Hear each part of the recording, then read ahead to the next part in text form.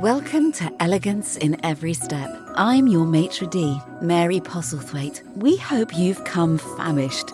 We've prepared the finest table just for you. Our special today is Hungry, a dish we've been perfecting for 21 seasons now. Your table is alongside another guest. It might feel a bit unusual. However, we encourage you to dive in and hear their story. Today, we're serving up a conversation about craving the right things in life. Sit back, enjoy a complimentary appetizer. Your host, Neil Matthews, will be along shortly to guide you through today's meal. Bon appetit. That's right. The sweet sounds of Allie Murphy welcoming us in to other people's shoes. Welcome in. It's such an exciting day today. It is the start of something magical, perhaps. It is December. It is also home stretch time. So is it too early to say Merry Christmas?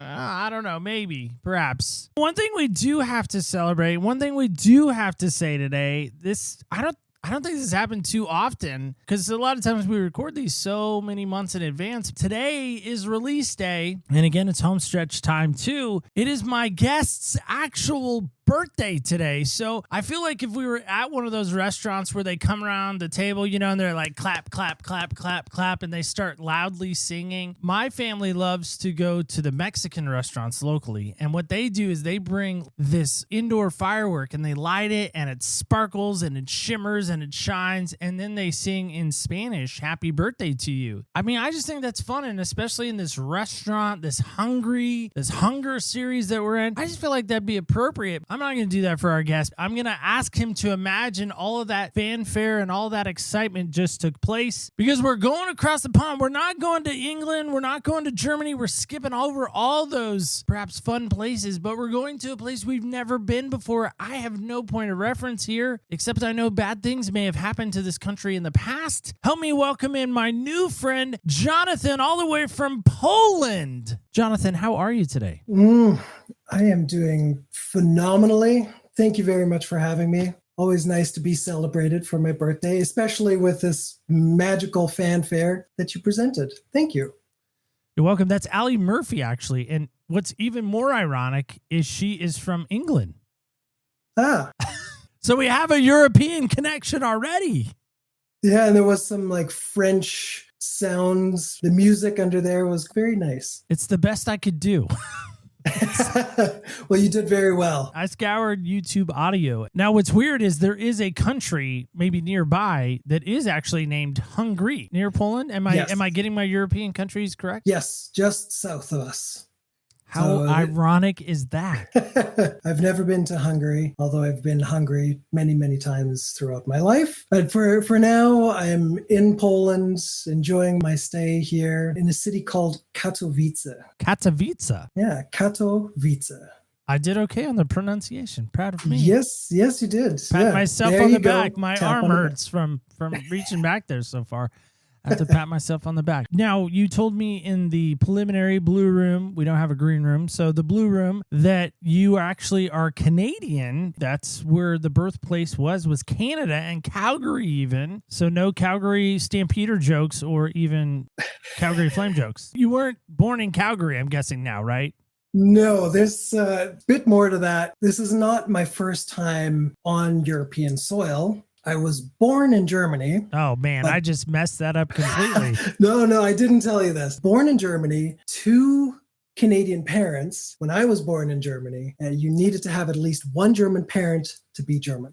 Both my parents are Canadian, so automatically Canadian. And then when I was 13 years old, we moved to Calgary. So you spent quite a bit of time in Germany then? Yes. Do you have siblings? I do. This is way personal, I know, right? I'm going to give you my German phrase. I'm going to see if you can translate it, all right? Okay. All right, here's my German phrase. Ready? Nix beißen. Don't bite. Yeah, so if you had siblings, maybe you had a biting issue. just my one brother and I who would wrestle, and then I would bite him or he would bite me. Yeah, I bet your mom would yell from the kitchen, Nix beißen, right? She would speak to us in English. Oh, well, but I'm sure if there were neighbors around, they would come out with their finger wagging and look at us with a scowl and say, "Don't do that." Nein, no nix beißen. Yeah. Exactly. My mom has friends that are German. She works for the German consulate, and they have 3 boys. They often would wrestle and bite each other. And so Martina would yell from the kitchen in German, "Nein, nix beißen." And so as a child, 9-year-old child, I learned real quick to say nix beißen to them to tell them to stop biting. Nice. That's the only phrase I know in German. The other fun German word I know is Schmetterling, which is butterfly, as you know. Yeah. It is. Yeah. So there we go. That's my German. I got it. That's all. I'm tapping out. There are 3 phrases that you really need to know when going to Germany. Are you a beer drinker? I am not, but tell me more. First is ein Bier bitte. One beer, please. Yeah, 1 beer. Yep. Noch eins bitte, which is another, please. And then the last one, bezahlt. He's paying. I need to learn how to say bring more whiskey. So maybe we'll work on that for our next German lesson. Help me with this, Jonathan, as we get going and rolling. What size shoes do you wear? Anywhere between 10 and 11, depending on the brand. Well, you know what's coming next because I got to know because I'm a brand guy. What brand or style do you love the most? My go-to is a Solomon hiking or trail running shoe. Got nerve damage on my left arm, so tying shoelaces is kind of difficult for me. So I like to just be able to slip in and pull the laces and cinch them up and we're good to go. Well, yes, I have not worn Solomons. My brother-in-law, Rory, swears by them and he thinks they're the most amazing shoe on the planet. I know being in Oregon, probably should wear Solomons, but I don't. A lot of rugged areas out here and a lot of hiking. I haven't got on the Solomons wagon yet. Bandwagon that I'm on will not hold that against you. Great. Usually there's shoe judgment on this side of the camera, but now you're saying that there's no shoe judgment on that side too, so that's good too. No judgment at all coming from this side. Fair enough.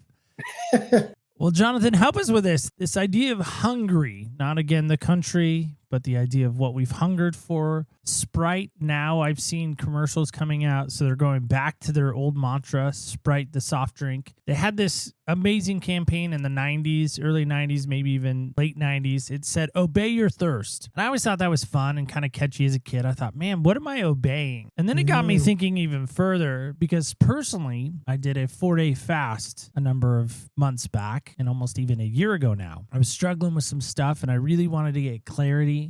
And I wanted to get still. And I didn't want any distractions, which is hard, especially for my brain, to not be distracted. For those that know me, you're like, yeah, my hands up, you're easily distracted. The idea was I went 4 days with just water, for those that are wondering. And it was hard. It was difficult. I even went off social media for 4 days, which was probably even harder than going without food. But during that time, I really was asking myself this 2 central questions. And that was this: what am I thirsting after? And what am I hungering for? And I came out of that fast again for 4 days. And I really struggled, kept asking myself, what am I hungering for? And I kept coming back to that phrase. And I thought, you know what? If the phrase keeps coming, there's a reason. Jotted it down in my little notes app, aka my journal, on my phone, and I kept coming back to the idea of hungry. And I thought, man, I wonder if people have struggled with hungry or hungering for the right things or hungering for fulfillment. I mean, there's so many like open-endedness to this phrasing. And so I thought, man, this is a podcast season. What has Jonathan hungered for or is hungry for? Are you ready to dive into the deep end? I'm ready. Let's go. Dive in, diving board side. Hopefully it's at least 10 feet because I'm a bigger guy. Could make a splash.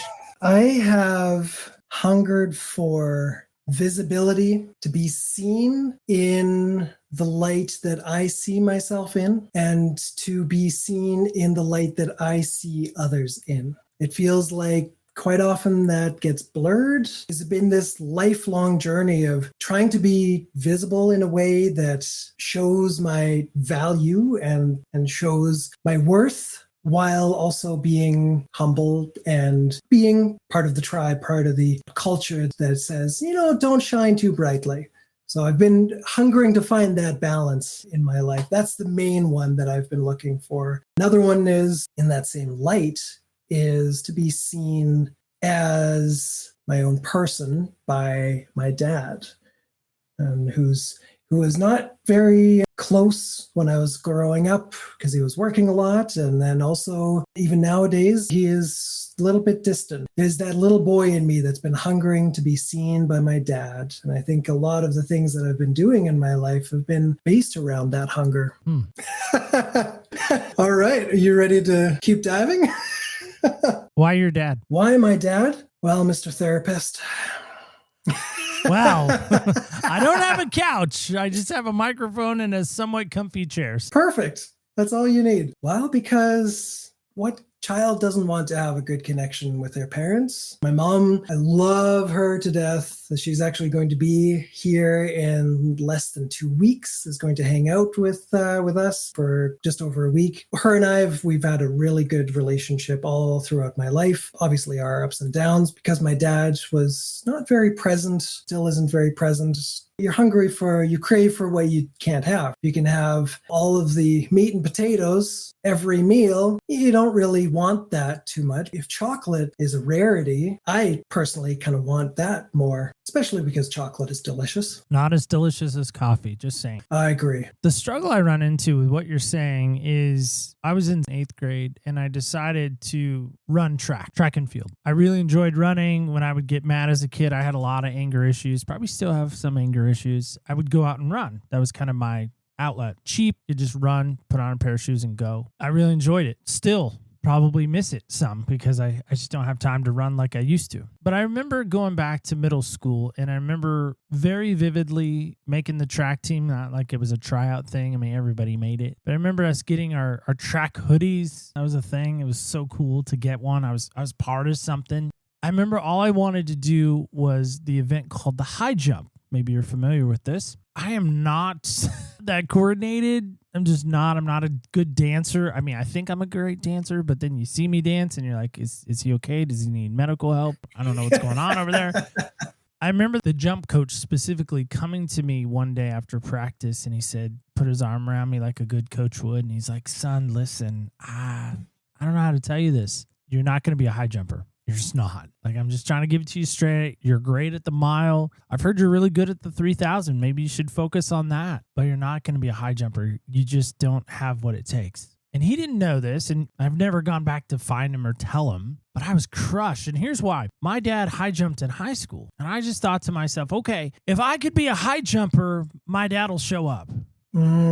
If I could do this, my dad will show up. And I started to figure out, especially in 8th grade and in those early years, the child of 4, so there's 3 above me, and trying to fight and claw and scratch and talk about, again, Nick's bison, right? Trying to bite your way to the top. The idea of being seen and being heard and being validated and feeling like you're important, feeling like you made the team, feeling like you got to wear the hoodie, something. My brother was amazing at band. My sisters are great at other things. I just was trying to find my spot and trying to find my place, and it just never seemed to make the team. It felt like the kid last picked all the time. And I think that, in a sense, if it's like Play-Doh, it didn't form me correctly. I didn't get the right mold, or I didn't get the right placement. And so I grew up thinking the sooner I can get to a stage, the sooner I can stand behind a microphone, the sooner I can do this, then I can arrive, and then my dad will see me. My dad will hear me.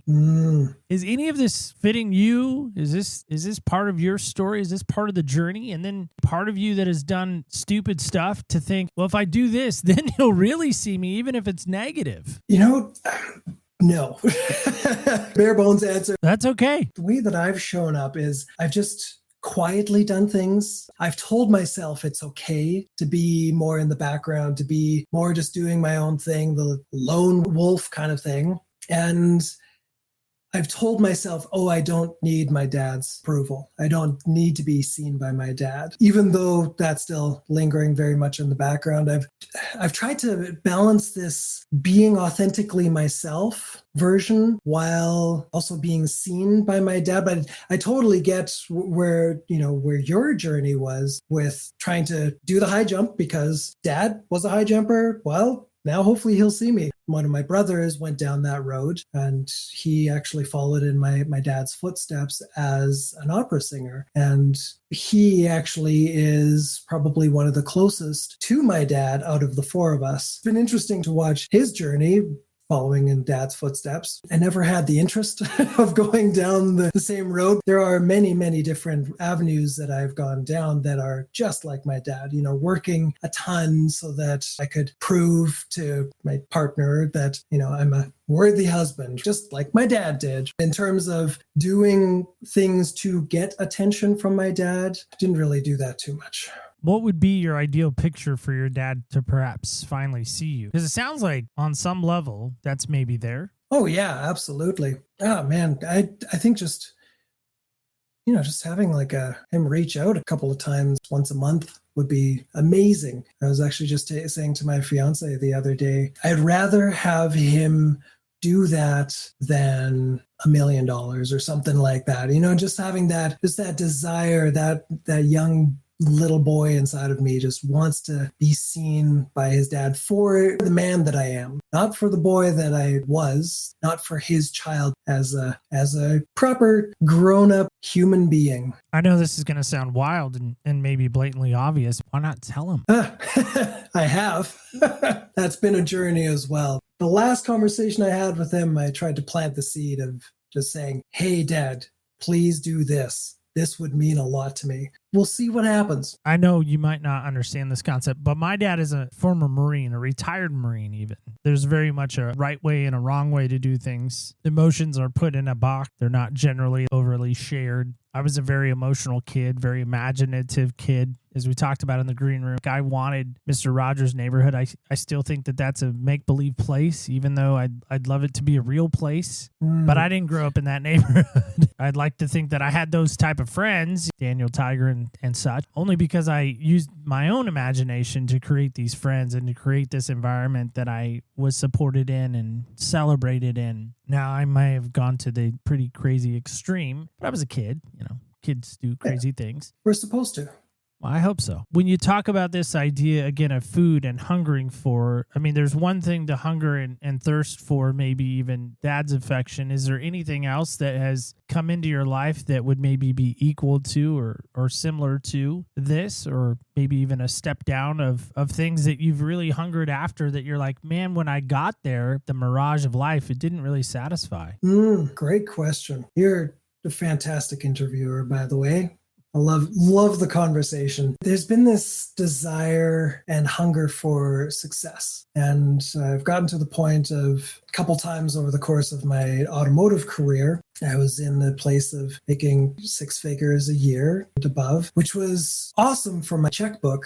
My soul was just getting depleted, and I realized that just because there is this buffet that seems like it's enticing, this mirage that I was chasing after, just because it gave me what I thought I wanted, it wasn't what I needed. That's been another journey of my life of okay, well, just because I want something, just because I'm hungering after something, doesn't mean that if I get it is actually going to be the best thing for me. $2 million, 5 million followers on Instagram tomorrow, well, wherever I go, there I am, right?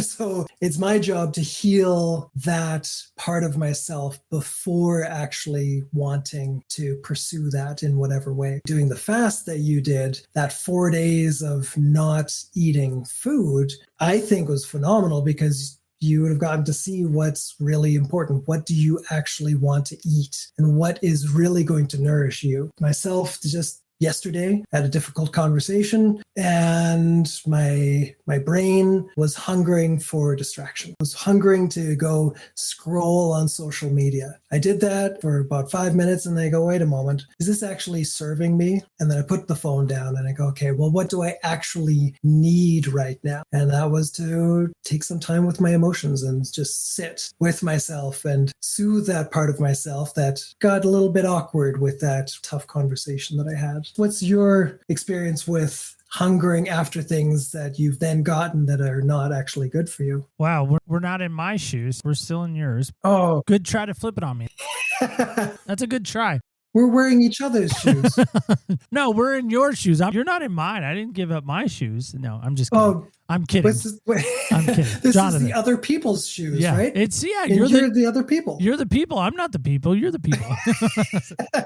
Listen, I think you're right on. I think for me, I used to think that my identity was wrapped up into what I did. This scene that always plays out in my mind when I go someplace, cruise ship, or I go on vacation and you're sitting at the bar, or maybe you're getting coffee at Starbucks. Do you have Starbucks in Poland? Yes. Okay. Yes. I was like, man, I really hope so. That's going to suck. First part of August of the summer, we went to Mexico. We went to Zihuatanejo, which is famous in the movie Shawshank Redemption. By the way, it's not actually shot there, so wrecking it for all you Shawshank fans. It was actually shot in the Virgin Islands. But we went there, and we're in this pool, and it had a swim-up bar, so pretty amazing. We meet this other American couple, my wife and I do. Their vacation was overlapping ours. Like, we were there for like 5 more days or 4 more days, and they were just kind of ending. And so, you know, it was kind of nice to kind of cross paths. Great guy. His name's Mark. And Mark starts asking my wife, what do you do for a living? And I look at him, and I was like, buddy, sit down. It's gonna take a second. Her job's a little complicated. He's like, what do you do? And I was like, you don't care what I do. It's really not that exciting. He's like, no, what is it? And, you know, I tell people what I do, and they're like, you're right, that's not exciting. So what does your wife? You know what I mean? Like, I immediately get skipped over because it's not that exciting. I work for one of my very best friends, truck repair shop. I'm his front desk person. That's Perfect. it doesn't sound glamorous. It's not I work for the news station or the radio station, or hey, I'm a full-time podcaster. That's exciting. Right. And I used to think you're at those occasions, or you're at those moments, or you're at the whatevers, and you're meeting the new people, and you want to sound impressive. Why do I want to sound impressive? Why am I hungering after sounding impressing for a guy that I'm probably never going to meet again? I'm using Mark only as the example. Of course. You could insert anyone else you want in there. Well, I think it's part of just fitting into the tribe. Why do we have to fit in so much? Why do we want to? Why do I want to? Why do you want to? What I think, in our little brains, we are still those tribal people. We're still the Ooga Ooga cavemen that would go out and club something to death and drag it back into the cave, eat it for dinner. That didn't really change. It evolved a little bit to the point where we lived in communities, and then people would go out and hunt, gather whatever food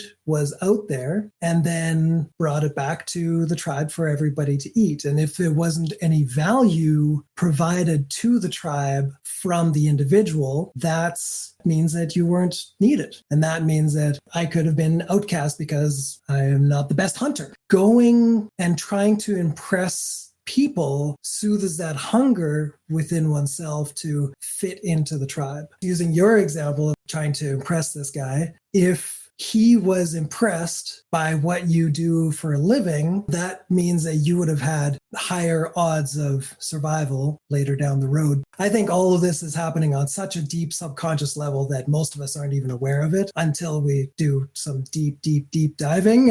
And then we actually say, oh, wait a moment, why did I actually want to do that? And then keep asking my main question in life. And people that know me know a little bit of my story of when I was a child. My nickname by one of my friends was why. So I would always ask, well, why? Okay, well, there's this level. Well, why? Why do I want to impress him? Making a good impression, he'll be my friend. Okay, well, why does he have to be my friend? He's my friend, then this will happen. I love diving as deep as possible. And usually I find that it stems from one of a few different places, which is the fear of death, the fear of being unlovable, or the fear of being alone. To answer your question, I think that's probably where it was stemming from. Just you didn't know it. I know that's where I operate from quite often when I'm not aware of it. The 9-year-old Neil has a hard time fighting with the 45, almost 46-year-old Neil. They're still warring against each other. The validated kid that just wants to be loved and hugged and supported. 45, 46-year-old Neil that wants to punch the 9-year-old and is like, no, stop being a baby. Grow up. You don't need the validation of everyone. I don't know if you're familiar with 5 love languages. There's words of affirmation. There's like quality time, all of those. Yep. Gary Chapman. Absolutely. Okay. My love language is words of affirmation. Oh, mine too. And I hate it. I don't want it. I want to go to Amazon. I want to go to Costco. I want to go to any place and return it. Hi, here's the receipt. I know it's a little wrinkled. It's a little tattered. Here, I want to give this back to you. I don't care if it's store credit. I have to put it back on the Visa. Like, I don't care. I don't want it anymore. My journey is very, very similar with that desire for words of affirmation, that hunger for words of affirmation, and then also is acts of service. Those are kind of my top two that just for a first spot. I learned that those love languages come to us out of the thing that we received the least of as a child. Boo!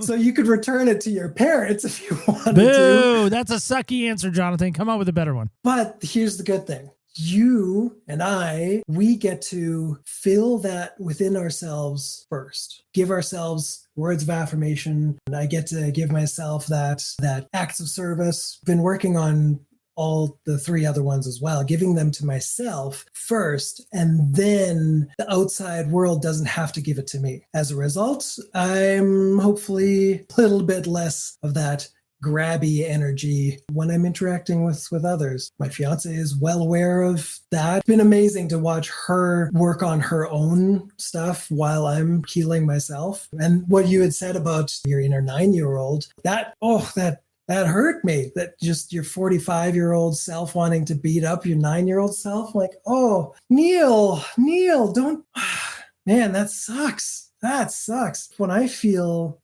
negative towards my inner child usually shows up as like a 4, 5, or 6-year-old. I just imagine what it would be like to be completely loved and held by God. Just imagining these like gigantic arms cradling me, and no matter how old or young I am, that I'm just safe. I just melt, and then usually I start crying. I usually do that in private. Men are not supposed to cry. So it's amazing. So if you're up for it, I'd love to have you try that approach instead.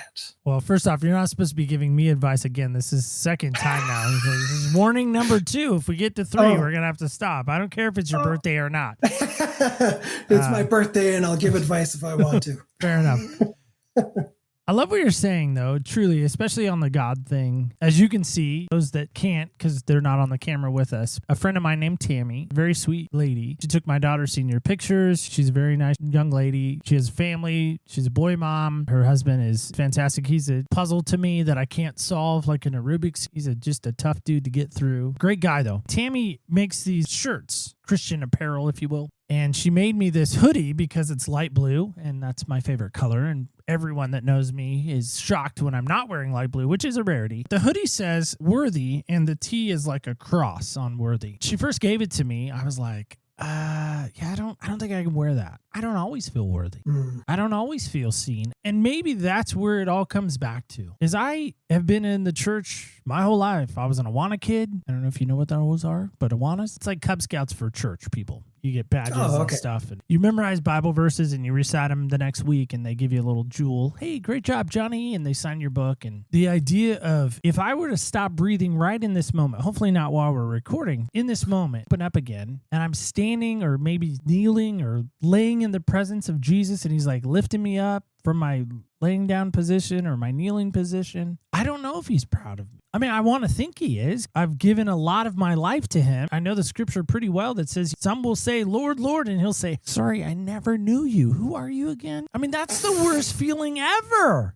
And I wonder about that for you. Is it sounds like, again, you've done the work, you've done some work, it seems like. The idea of God loving you. Do you know that he loves you? Do you feel like he loves you? How did you get to that spot and that feeling? And again, maybe it's not God like Jesus, God of the Bible. I don't know. I mean, maybe your God's different than my God in Poland. I have no idea. Never been to Poland. This is probably the most Catholic country in all of Europe. Born and raised Catholic, and was in the church until my late teens, then stepped away from Catholicism and went hardcore the other way. And now I've settled in a place where generally agnostic, where I think there is a higher power. I have no way of proving that there's a higher power, but it soothes something in me that just makes me want to, I have this desire to be a better person because I believe that I'm connected to something greater than myself. In terms of having that higher power, I believe that God loves me unconditionally. You, as a parent, got one daughter, right? I do. That is correct. Yeah. Nice job. Thank you. Do you love your daughter unconditionally? Yes. So if she This is the way I like to look at it. I know my parents love me unconditionally. They're just showed in their own ways, not the way that I want to be shown, but I know that they love me. And if I was a parent, I know that I would love my child unconditionally as well. Why is that not true for somebody, something, whomever, whatever you want to call God? Why can't God, and why would God not want to do the same thing for me? If he can see this higher plan, if I'm supposed to be a murderer in this lifetime, God created me that way. So, well, I guess I'm going to play that part. And I know, yes, there's morally inherently not the best thing to be murdering people, but I'm just using an extreme as an example. I mean, I know that my parents love me unconditionally, and therefore I know that God loves me unconditionally. Yeah, I mean, I think I know that on a deep, 20 feet deep level, that my parents do love me. I mean, I know that. I think you're absolutely right, hitting it right on the head, that there's just ways they just don't know how. Or now there's been enough time that has passed that now they're trying to make up for lost time in some respects. And I'm like, cool, I'm kind of over it. I'm just kind of ready to move on. And there's part of me that holds a grudge still a little bit. Oh, yes. Like you had your moment. You had your time. You missed it. That reminds me of the episode that you did on forgiveness with the author about the Oklahoma City bombings. Yeah. Yeah. So like, how was she able to forgive the person that was involved in killing her 2 grandchildren? If she can do that, I can do something simple as like forgiving my dad for not calling me on a daily basis, right? It's so simple. It's like, oh, this is no challenge at all when you look at it that way. That's such a hard episode. Kathy Sanders. I walked away from that episode really, really shifted and really struggling. Oh. How can you forgive a monster like Timothy McVeigh? Well, don't see the monster. Sorry, I'm going back into preaching mode. I do my best. Here's my open mind that tries to look at people from their point of view. Let's take somebody horrendous, killed 50 million, estimated 50 million. Can you pick somebody Russian? that I sort of know a little bit about? Know very little on Stalin. Supposedly he killed about 50 million of his own people. Horrendous person.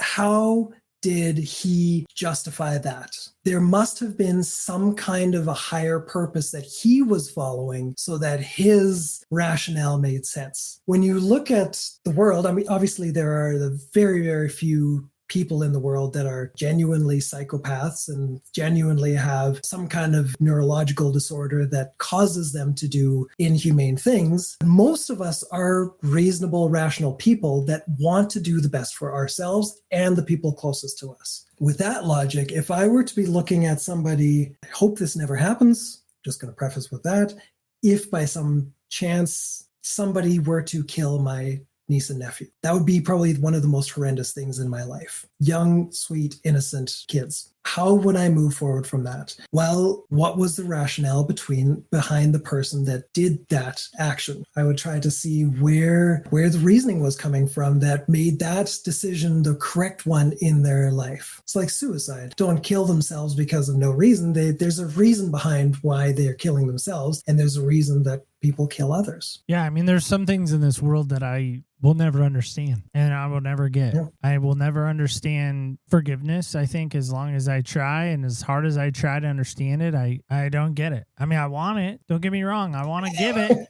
I want to give it and I want to get it, but I don't understand it. That's okay. I still don't understand love. I don't. I mean, I understand the things that I love and the things that I like, and I'm like, and everyone else should love those things too. I mean, they should. I don't love bad things. I love good things. But my wife doesn't love coffee, and I love it. I think it's one of the greatest things ever made, invented even. I think it's amazing. My wife's like, no, gross. She doesn't like it. Yeah, my fiance won't even kiss me when I drink coffee. Whoa. Oh, yeah.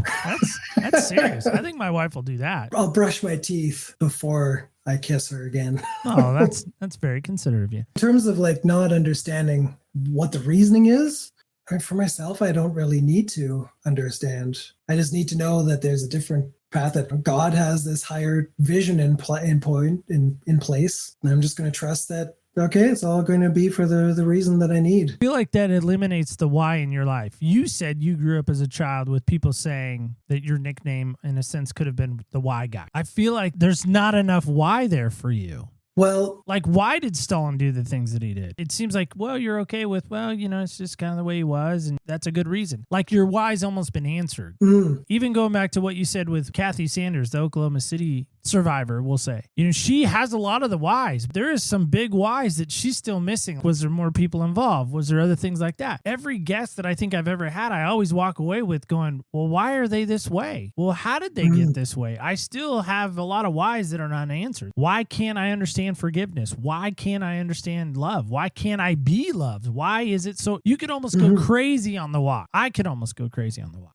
I love it when people call me out like that. They're like, well, you said this thing, but then you said this thing. Jonathan, I'm just trying to understand, because it seems like, again, you're okay with some of the things not being answered. Yes. And it's a matter of if it's in my control or not. For myself, I'll keep asking myself why, or the other people around me why. There's an immediate way of answering that question, and we just have to sit with that for as long as we need to, or I need to be able to get that answer from within myself, versus an outside thing like, why did Stalin kill whatever the number of million people that he killed? Well, there's a certain level that I can get to in terms of why, but then beyond that point, it's beyond my control. So I just give up the control and just let it go, as versus with myself, there's always that deeper level that I can get to. And like I said, usually it comes from that place of fear of losing love, losing community, losing whatever the loss is. Yeah, and some things may never have the why answered. And that's the part that I've sadly have to come to the point of, is to say, okay, I may not know the why. I may not even get the why. I may have to say, okay, well, there's no why here. And then it drives me crazy, and I have to let go of that. It sounds like what you're saying, and it sounds like I have to do the same. Well, if you want to. That's true. If I want to. That's a big if. If I want to. Help me understand, and maybe this is something you want to do. I don't know. Who knows? Maybe you're just a guy. What would you like to say as your final word? What would be your encouragement or your challenge, perhaps, to somebody today? And then we'll play a game together as we wrap up our time. I'm going to take your one thing and I'm going to double it. I want to.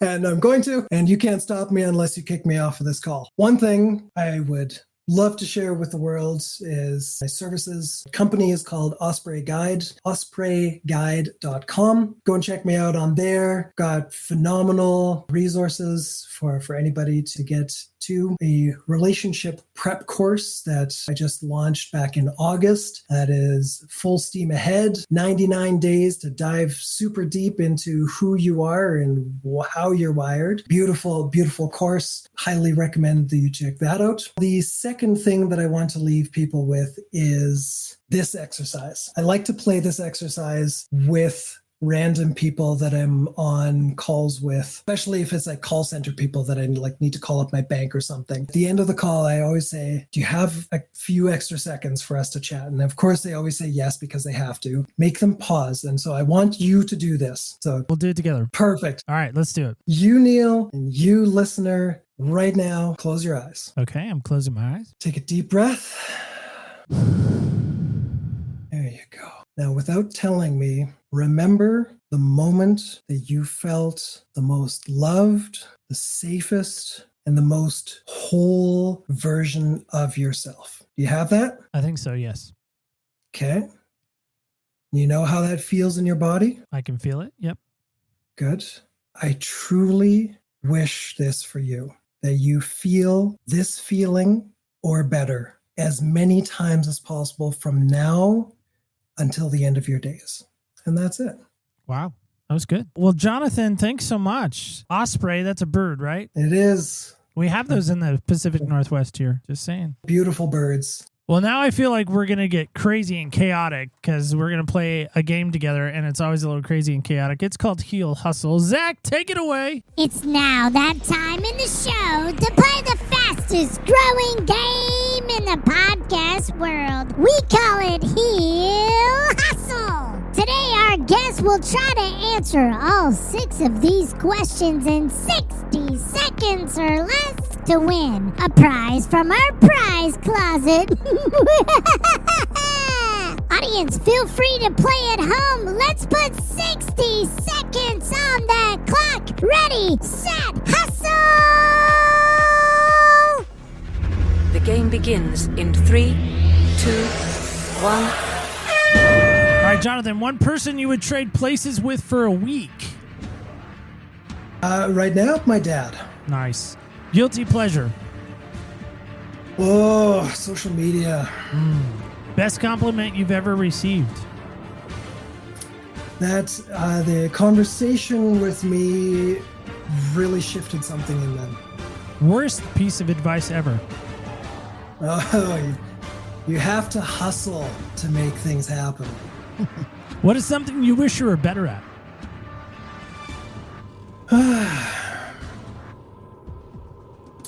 Seeing the innocent version of the person that I'm talking with. Wow.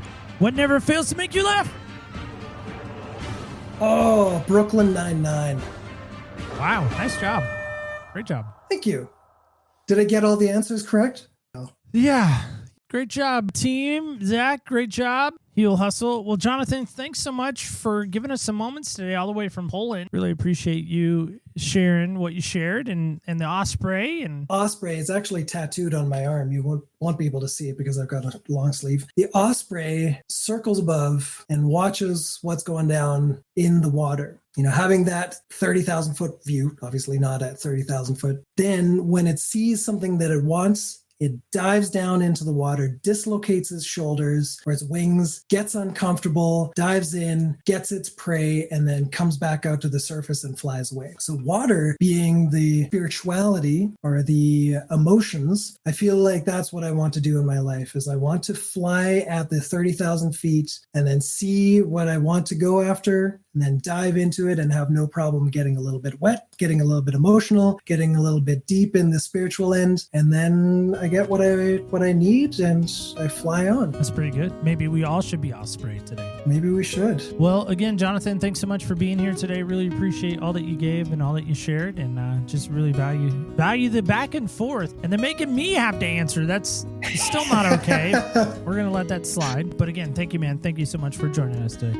Thank you very much for having me. All right, guys and gals, kids and campers alike, that is it. That is all. That is, in fact, yeah, I know, it's our show today. Listen, I love birds. Birds of the feather. Great quote from Shawshank. You know, some birds meant to be caged, the feathers were just too bright. The part of you that knows it was a sin to lock them up does rejoice. But a part of you sees that the world that you were in is just a little more dull and a little more less bright. That's a rough rendition of Shawshank. It's one of my favorite quotes from that movie. But I'm wondering about that for you. Are you a penguin or are you an osprey?